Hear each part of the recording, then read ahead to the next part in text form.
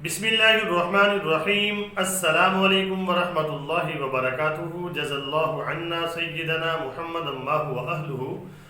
میرے ناظرین، امید ہے آپ خیریت سے ہوں گے۔ اللہ تعالیٰ شانہ آپ کو خوش و خرم رکھے۔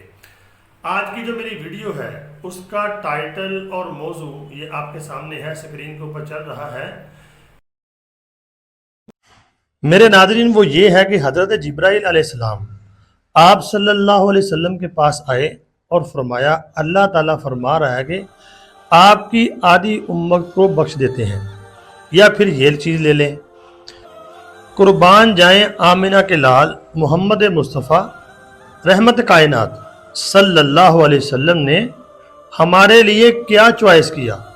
ہم نبی پاک صلی اللہ علیہ وسلم کے احسانات کا بدلہ نہیں دے سکتے۔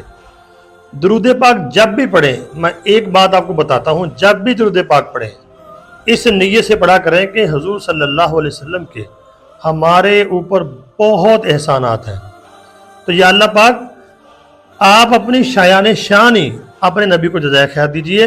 تو اس نیت سے پڑھا کریں، جیسے جزا اللہ عنا سیدنا محمد اللہ و اہلہ۔ میں درود پاک ہر ویڈیو کے شروع میں پڑھتا ہوں۔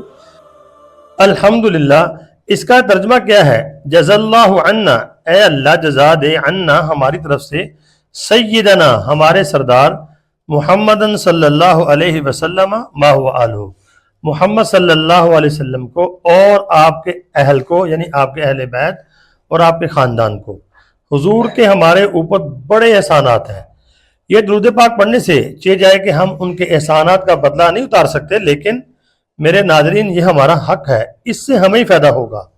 تو یہ حدیث پاک آپ کے سامنے ہے، جامع ترمذی کتاب ہے، حدیث کا نمبر ہے 2441۔ وہاں پر جا کے آپ اس کو پڑھ بھی سکتے ہیں۔ اردو کا ترجمہ آپ کے سامنے آ رہا ہے، اس کو پڑھیں گے۔ عربی کی عبارت برکت کے لیے دیکھ لیں۔ حضرت عوف بن مالک اشجعی رضی اللہ تعالی عنہ کہتے ہیں، رسول اللہ صلی اللہ علیہ وسلم نے فرمایا، میرے رب کی طرف سے ایک آنے والا یعنی جبرائیل علیہ السلام میرے پاس آیا اور مجھے اختیار دیا کہ میری آدھی امت کو جنت میں داخل یعنی اللہ تعالیٰ کر دیں گے، یا پھر مجھے شفاعت کا حق حاصل ہوگا۔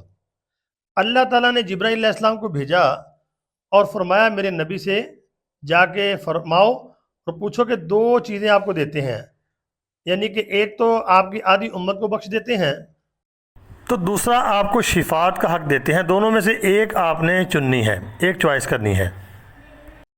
سبحان اللہ، قربان جائیں محمد مصطفیٰ احمد مجتبیٰ سب کہہ دو صلی اللہ علیہ وسلم کی ذات پر۔ آپ نے آدھی امت یعنی آدھی امت کو بخشش کا اللہ نے کہا، تو آپ نے اس کو قبول نہیں کیا۔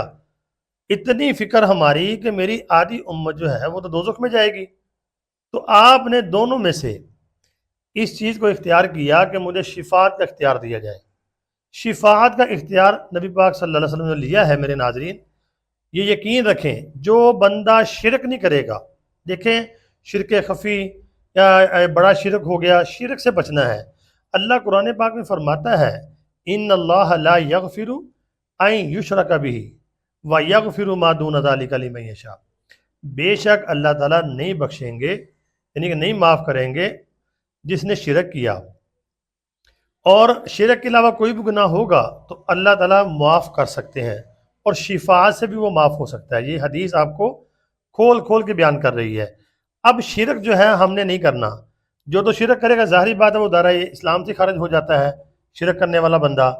تو حضور نے فرمایا جس نے شرک تو سفارش کو آپ نے چوائس کر کے قبول کر کے ہمارے اوپر یقین کریں، بہت بڑا احسان کیا ہے۔ میرے ناظرین حضور کو ہمارا اتنا یعنی کہ غم تھا، اتنی فکر تھی کہ میری ساری امت جنت میں جانے والی بن جائے، لیکن جس کا خاتمہ شرک کے اوپر ہوگا تو حضور نے فرمایا اس کی سفارش مطلب یہ ہے میں نہیں کروں گا۔ ظاہری بات ہے جب بندہ شرک کرتا ہے تو دائرہ اسلام سے خارج ہو جاتا ہے۔ تو مشرک کے بارے میں اللہ کا تو واضح اعلان ہے۔ دوسری جگہ قرآن پاک میں اللہ فرماتا ہے، انہ من یشرک باللہ فقد حرم اللہ علیہ الجنہ، جس نے شرک کیا میرے ساتھ اس کے لیے اللہ نے جنت کو حرام کر دیا ہے، یعنی وہ جنت میں جا سکتا ہی نہیں ہے، مشرک کی بخشش نہیں ہوگی۔ باقی میں جو سفارش کی بات کر رہا ہوں نبی پاک صلی اللہ علیہ وسلم نے جو سفارش کا یعنی کہ اس کو چوائس کیا ہے، ہمارے اوپر بڑا احسان کیا ہے، لیکن اس کا مطلب یہ بھی نہیں کوئی عمل کرنا ہی نہیں ہے، یعنی کہ اب اعمال کرنے نہیں ہیں تو کہنا جی ہمیں سفارش مل جائے گی۔ مطلب یہ ہے کہ اعمال کرتے رہنا ہے، فرائض پورے کرنے ہیں، واجبات پورے کرنے ہیں، حرام سے بچنا ہے، حلال کو اختیار کرنا ہے۔ جب بندہ حرام کھاتا ہے تو ظاہری بات ہے الٹی پلٹی باتیں کرتا ہے، وہ شرک بھی کر دیتا ہے، پھر وہ دائرہ اسلام سے خارج بھی ہو سکتا ہے۔ جب وہ نیک اعمال کرتا رہے گا تو کچھ کمی ہوگی اعمال میں، آدھی کمی ہوگی یا 25% ہوگی، تو وہ اللہ تعالیٰ اپنے فضل سے یا اپنے نبی کی سفارش سے جو اللہ نے اختیار دیا آپ کو، اس سے اللہ تعالیٰ بخشش فرما دیں گے۔ تو میرے ناظرین دیکھیں کتنے شفیق نبی ہمارے، کتنے یعنی کہ ہمارا درد رکھنے والے تھے۔ تو ایک ہم ہیں، یقین کریں اتنی تکلیف ہوتی ہے نا، ہمیں اپنے نبی کے طریقوں سے پیار ہی نہیں ہے۔ اپنے نبی کی سنتوں کو ہم اپنانا یعنی کہ اپناتے ہی نہیں ہیں۔ میں کیا بتاؤں، غمی کے موقع پر، خوشی کے موقع پر، کوئی بھی موقع ہو ہم غیروں کے طریقوں کے اوپر چلتے ہیں۔ یہاں تک دیکھ لیں کہ ہمارا جو لباس ہے، ہماری اپنی پہچان ہے مسلمانوں کی، جیسے ان کا لباس ہے، ان کی پہچان ہے، ہمیں اپنی پہچان کا بھی نہیں پتا کہ ہماری پہچان یہ ہے، ہمارا لباس یہ ہے، ہماری وضاحت ایسی ہونی چاہیے، ہماری داڑھی ہونی چاہیے، ٹوپی پگڑی ہمارے نبی کی سنت ہے۔ یقین کریں اتنا دکھ ہوتا ہے، اور یقین کریں کیا بتاؤں آپ کو، یعنی کہ ڈوب مرنے کا مقام ہوتا ہے ہمارے لیے جب کسی سے ہم بات کرتے ہیں نا کہ یار یہ لباس ایسا پہنو، یہ ہمارا مسلمانوں والا لباس نہیں ہے۔ وہ کہتا ہے بھائی بتاؤ کہاں لکھا ہوا ہے گناہ ہے؟ گناہ تو نہیں نا، ڈوب مرنے کا مقام ہے۔ میں گناہ کی تو بات کرتا نہیں، نہ میں آپ کو کہتا ہوں حرام ہے حلال ہے، یہ مسئلے میں چھیڑتا نہیں۔ بھائی محبت کا بھی کوئی تقاضا ہوتا ہے کہ نہیں؟ وہ نبی جو تمہارے لیے سفارشیں کرتا پھرے، تمہاری فکر کرتا پھرے، تم اتنے آسان فراموش ہو؟ یہ ناظرین گناہ اور یعنی حرام حلال کی بات نہیں ہے، یہ محبت کی بات ہے۔ کتنا انسان، کوئی بندہ کسی کو ایک دفعہ روٹی کھلا دے نا تو کھانے والا جب بھی اس کو ملتا ہے تو اس کو اچھے لفظوں میں یاد کرتا ہے، اور اس کے یعنی کہ اخلاق ساتھ اس کا پیش آتا ہے، اس کی تعریف کرتا ہے۔ تو میرے ناظرین حضور نے ہمیں جہنم سے نکال کر جنت میں لے جانے والا کام چوائس کیا، یعنی سفارش، اور ہم اتنے بے حس بے غیرت ہیں کہ ہمیں اپنے نبی کے طریقوں کو یعنی کہ اپنانا بہت مشکل لگتا ہے۔ یہ ہماری بے غیرتی ہے، میں بھی اپنے آپ کو کہتا ہوں، ہم کون سا حضور کی سنتوں کے اوپر پورا عمل کرتے ہیں؟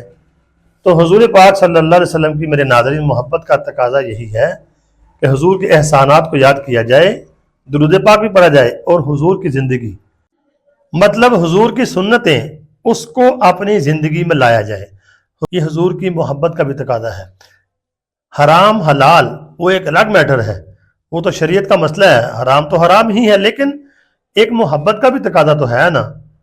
تو حضور صلی اللہ علیہ وسلم کی سنتوں کو میرے ناظرین اپنے گھروں میں لے کے آئیں، اپنے گھروں میں جگہ دیں، اپنی زندگیوں میں جگہ دیں۔